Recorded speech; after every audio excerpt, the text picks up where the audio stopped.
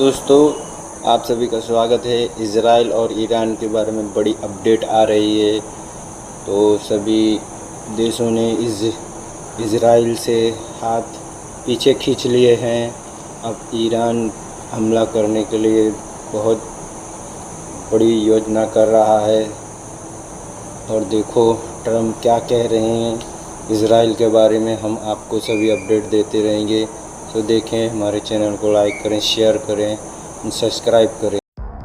दोस्तों, इजराइल और ईरान के बीच जंग को लेकर एक बहुत ही बड़ी डेवलपमेंट निकल करके सामने आ रही है, जिसमें इजराइल से कई देशों ने बैक टू बैक अपना हाथ वापस खींच लिया है और कहा है कि वे अब आगे से इजराइल को दिए जा रहे अपने हथियारों को नहीं भेजेंगे।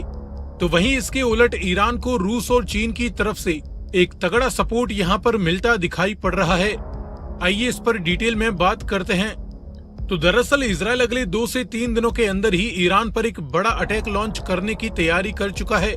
और ये हमला या तो ईरान की न्यूक्लियर फैसिलिटीज पर किया जाएगा या ईरान की ऑयल फैसिलिटीज पर, या फिर इन दोनों को ही तबाह करने की प्लानिंग इजराइल कर चुका है। अब यदि इजराइल ईरान की न्यूक्लियर फैसिलिटीज पर हमला करता है तो इसे अमेरिका व मिडिल ईस्ट के बाकी सभी ईरान विरोधी देश सपोर्ट करते हैं, क्योंकि वे भी नहीं चाहते कि ईरान एक न्यूक्लियर पावर देश बन जाए।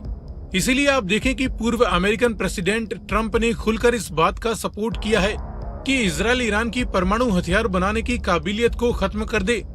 तो वहीं दूसरी ओर यदि इजराइल ईरान की ऑयल फैसिलिटीज को तबाह करता है तो फिर इसके बाद पूरी दुनिया में कच्चे तेल की कीमतें आसमान छूने लगेंगी, जिससे लगभग सभी देशों की इकोनॉमीज को हैवी नुकसान उठाना पड़ सकता है। और क्योंकि यूरोपियन देशों की बात करें तो पहले से ही रशिया यूक्रेन वॉर के चलते इनकी इकोनॉमिक हालत काफी खराब चल रही है। साथ ही अमेरिका के कहने पर ये लगातार यूक्रेन को तो हथियार सप्लाई करते ही आ रहे हैं और पिछले 1 साल से ये इजराइल को भी अपने हथियारों की सप्लाई कर रहे हैं। ऐसे में एक और बड़े ऑयल क्राइसिस की समस्या को देखते हुए अब इन देशों ने भी इजराइल को ये धमकी दे डाली है कि वे आगे से इजराइल को सप्लाई किए जा रहे अपने हथियारों की डिलीवरीज बंद कर देंगे। इनमें यूके, फ्रांस, जर्मनी और कनाडा जैसे देशों ने खुलकर इजराइल के खिलाफ सख्त कदम उठाने की बात की है। फ्रेंच प्रेसिडेंट इमैनुअल मैक्रोन ने तो सीधे सीधे यहाँ तक कह दिया कि इजराइल पर कुछ समय के लिए हथियारों का आर्म्स एम्बार्गो लगा देना चाहिए, ताकि इस जंग में हो रही सिविलियन कैजुअलिटीज को रोका जा सके। जिसके बाद इजरायली पीएम नेतन्याहू का गुस्सा 7वें आसमान पर पहुंच गया है। इन्होंने इन देशों और मैक्रोन को ताने मारते हुए कहा है कि तुम्हें शर्म आनी चाहिए, ऐसे समय में इजराइल का साथ देने की बजाय हमारा विरोध कर रहे हो। लेकिन इजराइल फिर भी ये जंग जीतेगा, फिर चाहे तुम सबका सपोर्ट मिले या ना मिले।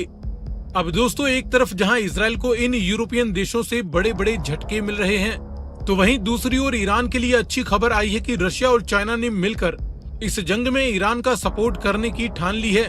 और ये दोनों ही देश ईरान को अपने कुछ बेहतरीन एयर डिफेंस सिस्टम और अन्य तरह के हथियारों की सप्लाई करने वाले हैं। और इजराइल के ईरान पर हमले के बाद ये जंग डायरेक्टली इजराइल वर्सेस ईरान के बीच एक फुल स्केल वॉर में कन्वर्ट होने वाली है।